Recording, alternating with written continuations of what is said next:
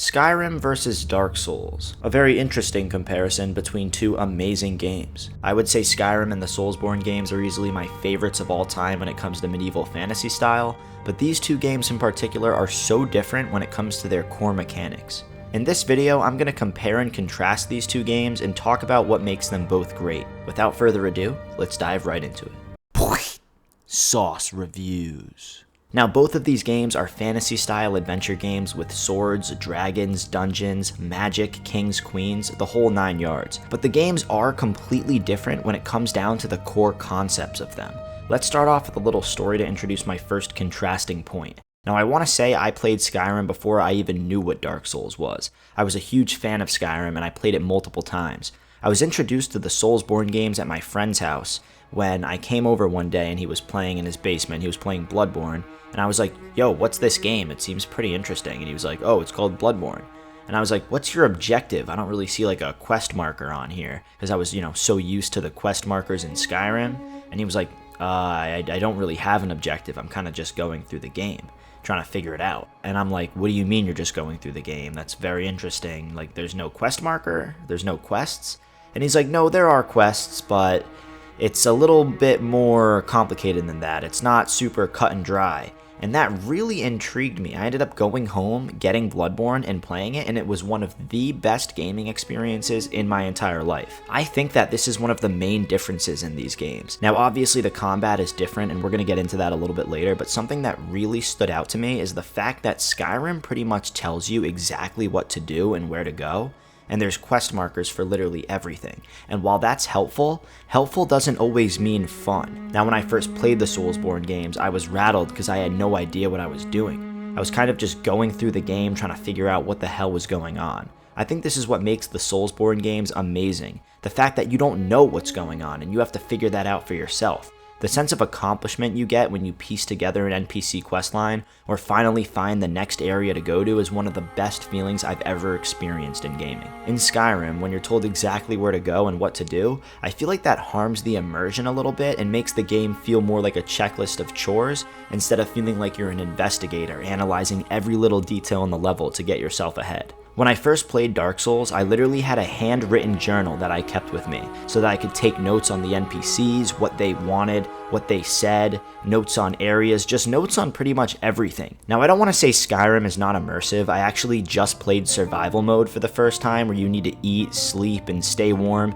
and that was one of the most immersive gaming experiences I have ever had. My character was tired and hungry after a long journey, and I was doing everything I could just to find an inn where I could buy a room for 10 gold, eat some food, and get some rest. And that was so amazing, like walking into the inn and going up to the person at the cash register or at the front desk. I don't even know what to call it, but buying some food off of them, buying a room, it really felt like I was in the game trying to survive. Like, survival mode on Skyrim makes the game way better in my opinion. Skyrim thrives in its world building because of all the living NPCs, their houses, the shops, and with the Soulsborne games, you're always first introduced into the world while it's in some sort of apocalyptic state, like shit's already hit the fan, and then you come to save the day. So while the Soulsborne games don't feel as lively as Skyrim, the world building is still so immersive in its own way. Now, another thing I want to talk about is the NPCs in both games. In Skyrim, there's a plethora of NPCs to talk to,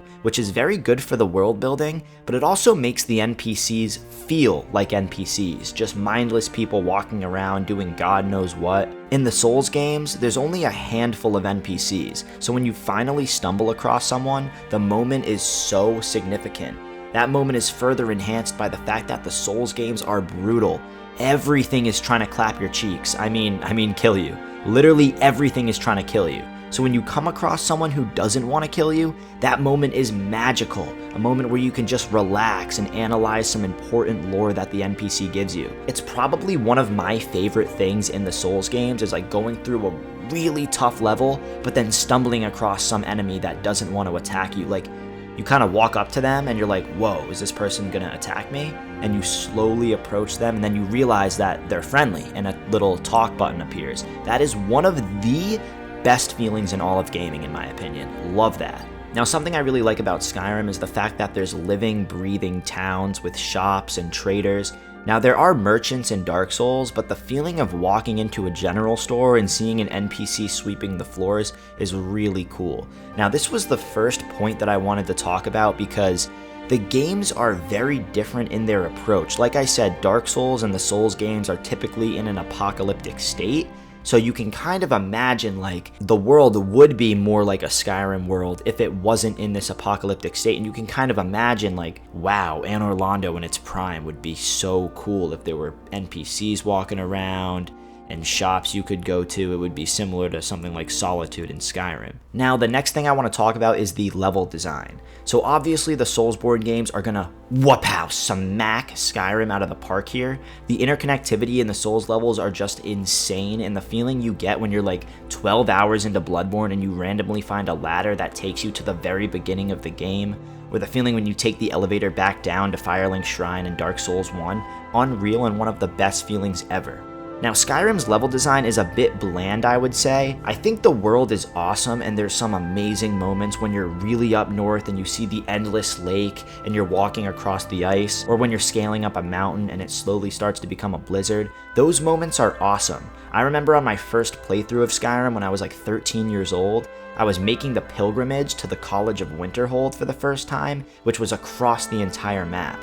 From what I remember, it took me hours to get there. I remember the environment slowly starting to change into a colder northern environment, and I remember walking through a blizzard, and at one point I was attacked by a saber-tooth out of nowhere. It's a moment I'll never forget because it really felt like I was making this huge troop to an area that I was super excited to see for the first time. That being said, I do think that Skyrim has a lot of monotonous dungeons. Like, there are a lot of really cool dungeons in Skyrim, but when compared to the Soulsborne games, I think the level design in Soulsborne is just unreal, dude. It really feels like a puzzle. Now I want to talk about the music.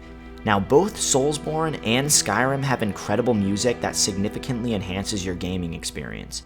Now, besides Elden Ring, the use of music between Skyrim and Soulsborne is very different. Skyrim pretty much plays music the entire time, and the music will change depending on what you're doing or what time of day it is. Now, in Dark Souls, you only hear music in certain areas of the game and boss fights. Other than that, all you hear is your footsteps.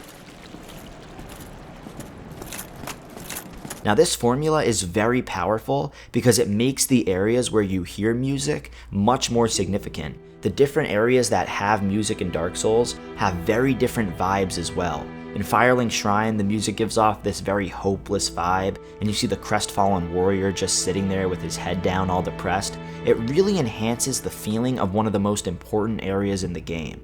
When you first stumble across Ash Lake after not hearing any music at all for so long, and then bam, the music starts playing and you come across the giant dragon, it gives you that feeling like you just found something super important. I'm not going to go too deep into the music of the Soulsborne games. I'm actually working on a separate video entirely dedicated to that, but let's compare this with Skyrim. Now, like I said, Skyrim plays music pretty much the entire time, and it works very well. Skyrim has some of the best music out of any game I've ever played. Let's take a listen to some of these tracks composed by Jeremy Soule. I hope I said his name correctly. These songs are awesome. Tracks like Secunda,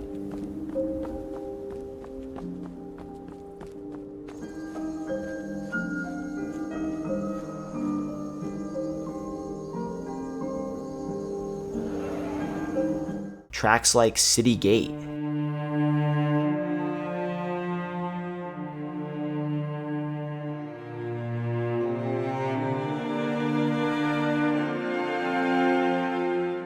and many more. It's just unbelievable how good this music is, and it really makes you feel like you're in that fantasy setting.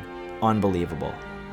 While I think the music in Dark Souls is more powerful, I think the music in Skyrim is some of the best video game music of all time. So I think the usage in Dark Souls is better than Skyrim, but Skyrim's music is better than Dark Souls, if that makes sense. But that's it's very tough to say that because like Dark Souls and the entire Soulsborne series have some amazing music. Like The Hunter's Dream and Bloodborne is one of my favorite tracks of all time. Like when I throw that on aux in the car, people are like, hold up, what song is this? Now let's talk about the combat.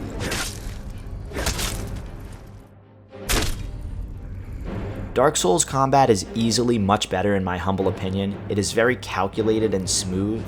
I went back to playing Skyrim last year and the combat felt very outdated and clunky. I don't remember it feeling like this when I first played it back in 2012, but at the same time I hadn't experienced Dark Souls combat yet. So I think when I first played Skyrim, I thought the combat was much better than I think it is now, because I ended up graduating from Skyrim and playing Dark Souls, which has some amazing combat, and then going back to Skyrim, I was like, ooh, I don't know, no dodge roll? Like, come on. Skyrim's combat thrives in certain situations, and it can almost feel like a strategy-style combat game sometimes, similar to games like Pokemon or Final Fantasy, because you can pause the game to switch weapons, use a potion, or use a spell scroll to help you get through whatever situation you're in. Now, Dark Souls is the complete opposite, where you can't even pause the game in the middle of combat. This makes the combat feel incredibly intense and immersive.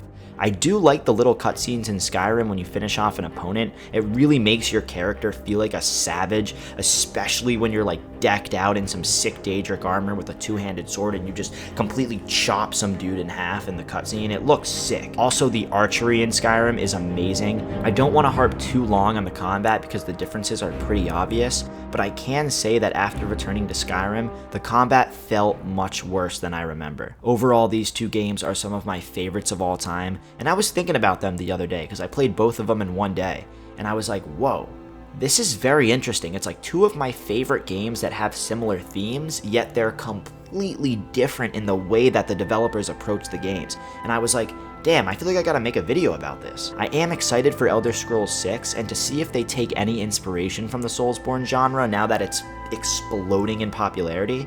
I hope you all enjoyed this video, and I will see you guys in the next one. Peace out, everybody.